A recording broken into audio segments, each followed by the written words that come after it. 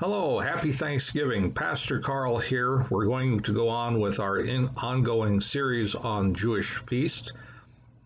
This feast that I'm going to talk to you about today is most appropriate for Thanksgiving Day because this is another opportunity for the Jewish folks to celebrate another harvest. Now, we have talked about the Feast of First Fruits, the barley harvest. The barley harvest was important because barley was the food source for livestock. You may remember in your Bible the story of Jesus feeding the 5,000. There was a lad there who had 5 barley loaves and 2 fish. You can tell the boy was poor because they had to make the bread out of barley. This is normally what you fed the livestock. So, first fruits, the barley. Then we had the next one, which was the Feast of Pentecost or Weeks. And this was the celebration of the wheat harvest. Today, I'm going to talk to you about the grape harvest. The grape harvest, and the feast for that was the Feast of Tabernacles, or the Feast of Booths, or the Feast of Ingathering. Now, barley and wheat are different from grapes. Grapes have to be harvested almost immediately. When it's time to harvest them, it's time to harvest them now. And so instead of working out in the vineyard for a while, then going back home and coming back the next day, instead of making that trek, the Jewish folks would build a sukkah, which is a Hebrew harvest hut. It's a temporary shelter where they would stay for those days during the harvest, so they didn't have to go back and forth.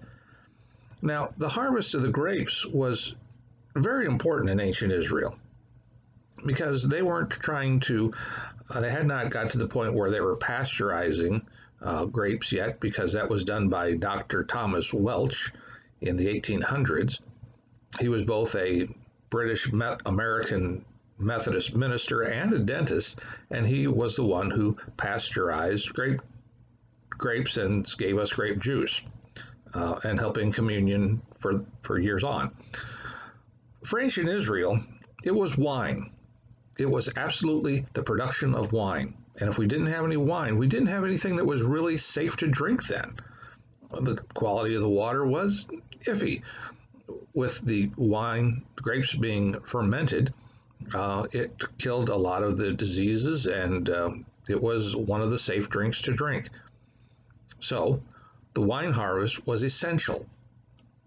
And when it was time to harvest, it was time to harvest now.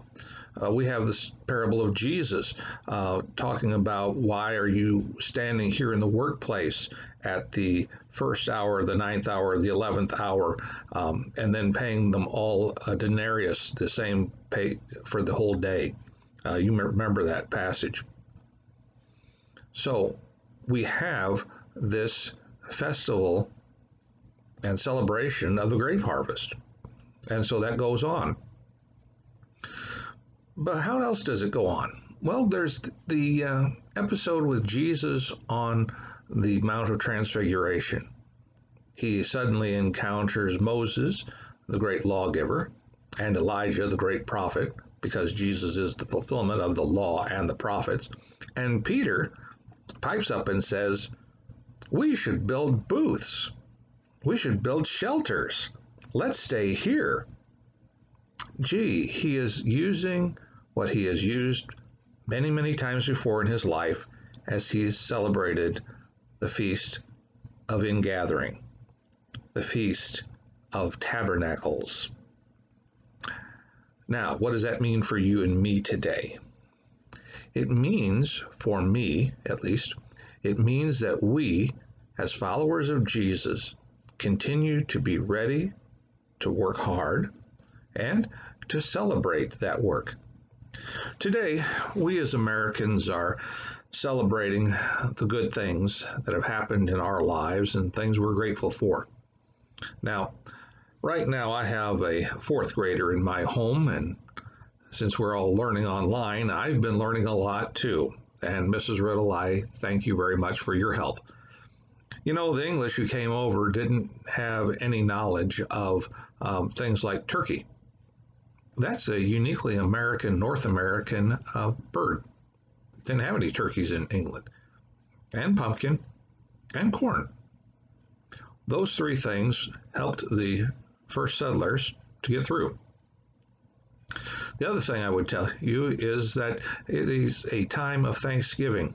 There is that joy, that satisfaction of having the harvest done, even the grape harvest or the barley harvest or the wheat harvest, and having that sense of satisfaction. There is a time, and this is a good day, to look at the satisfaction you have. Now, this is maybe one of the most unique Thanksgivings that any of us have ever experienced in our lives. We can't be with family and friends the way we would normally do that. But this is a time when we can reflect on the good things we do have. That there are things that, even though they're not the way they used to be, God is still with us. And even if we're in a time that feels very temporary, kind of sounds like Sukkah. Kind of sounds like the Hebrew harvest hut, this time of ingathering. And maybe the greatest ingathering will be when Jesus comes for us, when he comes and gathers us.